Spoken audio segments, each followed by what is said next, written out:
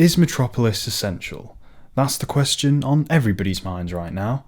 Is this film that came out almost 100 years ago essential? Some of you watching will have seen this film, others will have it on their watch lists. Some of you will have heard about it but have no intention of putting it on your watch list. Some of you will have heard about it but have no watch list to put it on. Some of you will have not heard of it at all. Some of you will have seen the film completely spontaneously without it ever having been on your watch list to begin with. Some of you will have heard of people who have put it on their watch list. Some of you will have heard of people who have watch lists. The film being put to the question today is none other than the 1927 German expressionist science fiction piece, Metropolis.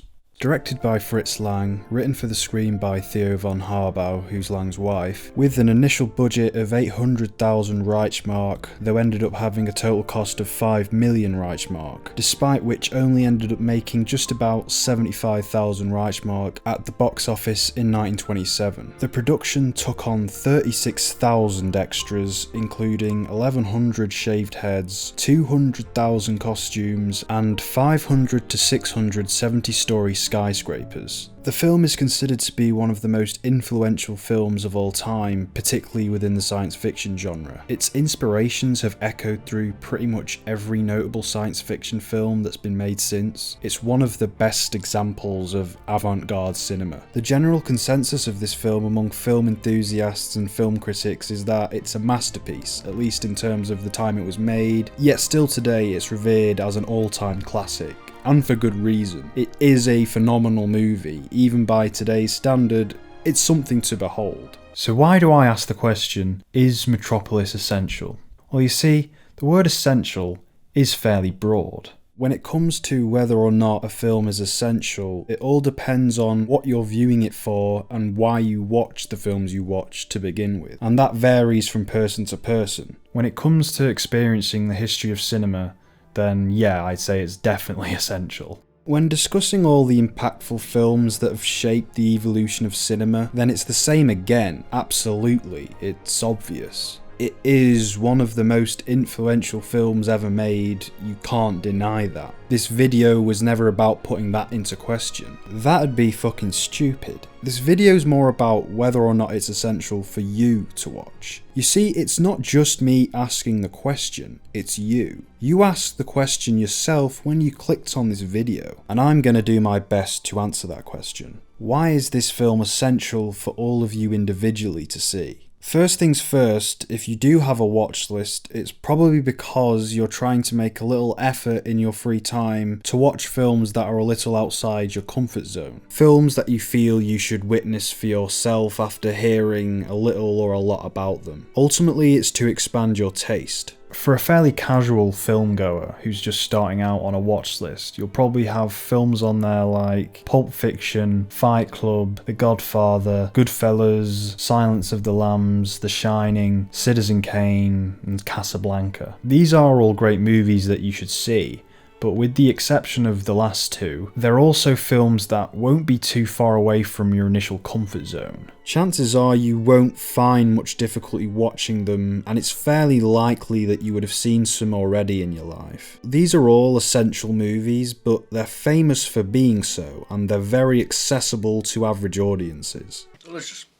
Delicious. Thank you. So consider films like these as your entry-level starter films, again with the exception of Citizen Kane and Casablanca, which are much older films and a little bit further from that initial threshold, but not really too far away either. Usually you watch the modern films first and films that are close within the era that you were born in, and then you gradually progress down the decades. This goes for every film watcher when I say that you start out by watching films that are closer to the viewing experience that you're used to, but also use those as stepping stones to films that are much further from your initial perspective of what films are supposed to be like. Over time, your capacity to watch more challenging films will increase, and your overall taste will expand significantly. Your comfort zone will adapt to new experiences. You'll be able to enjoy an extraordinarily wide range of films. When it comes to Metropolis, I mean, it was made in the 1920s, so it's going to be quite different from what you're used to watching. It's quite a leap to make. It's a silent film and it's black and white, but honestly, silent films are sometimes the most easiest to watch of all movies. The stories are simplistic but wholesome and they hold your attention. Charlie Chaplin films are still funny to this day. Anyone can watch them and get something out of them. They're extremely innocent and charming. The simplicity of the films helps to make them more timeless. They'll contain subject matter pertaining to societal issues that can still be applied to this day.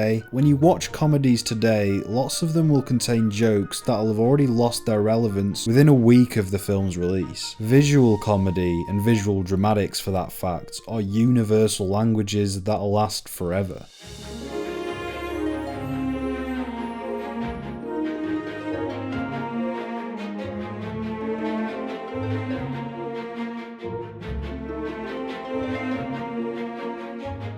Metropolis is a little different, however. It isn't a comedy, it's a dystopian sci-fi film. But the same logic applies. The story is simplistic, it's easy to follow for the most part. There's the goodies and there's the baddies. The romantic interest, the evil genius, rich people bad, poor people good. It won't be the story that turns some people off. It'll be down to surface level things like the film being in black and white or the picture quality being old and in places damaged. There'll be people with a natural disdain towards old films, but when it's all said and done, you're just going to have to look past all that and try and appreciate the film for what it is and when it was made. For film enthusiasts though, there's no questioning the necessity for this film being on your list. A good chunk of you kino connoisseurs may have already seen it anyway, in which case you may have liked the film as much as I did, which is great. You can watch this video and nod your head at every point I make and say, I agree. Or on the other hand, you may have not gotten much out of it at all, and you guys can watch this video to perhaps gain some new insight into this film and hopefully see it through a different lens by the time I'm finished, so long as I do my job right.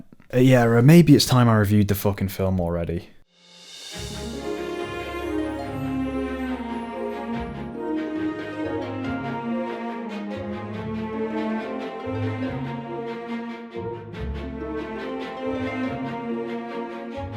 So the production design is fucking unreal. I'm far from the first person to say this, but you really do have to see it for yourself. All the sets in this film are glorious to behold. The level of creativity and effort that was put into these builds is evident the instant you lay your eyes upon them. Even by today's standards, they're impressive. This was a colossal production unlike any the film industry had ever seen before, and the filming ended up costing around 3.5 million Reichmark. I don't even know how to pronounce Reichmark, could be completely wrong, I don't know. Being made in the mid to late 1920s, you'd think that the sets would have aged monstrously by now, but they still have that same intended effect on the viewer. Of course, I've got to plant my feet in reality and say, you will look at the film and know the sets for being sets and the props for being props. It doesn't fool the eye, it doesn't trick you into believing that what you're seeing is real or anything. I mean, it's 100 years old. Obviously, you'll see the builds for what they are, models, miniatures and paintings. That being said, that does not in any way diminish the immersive effect of the things you are looking at. The things in front of you are still beautiful designs. The shapes and the props and the compositions in each frame are still masterfully put together. When you look at a painting, it's not as if the emotions that it evokes are destroyed simply by the fact that you know you're looking at a 2D image. That might be the case if you're a boring arsehole, but usually your mind can suspend your disbelief and propel the escapism that the work of art is drawing you into. So the same is true with Metropolis. The things you see on screen are all exquisite works of art just on their own. One of the establishing shots of the main street involved the use of approximately 300 toy cars, which all individually had to be moved a few millimeters forward after every single frame that was shot to create the effect of movement. 10 seconds,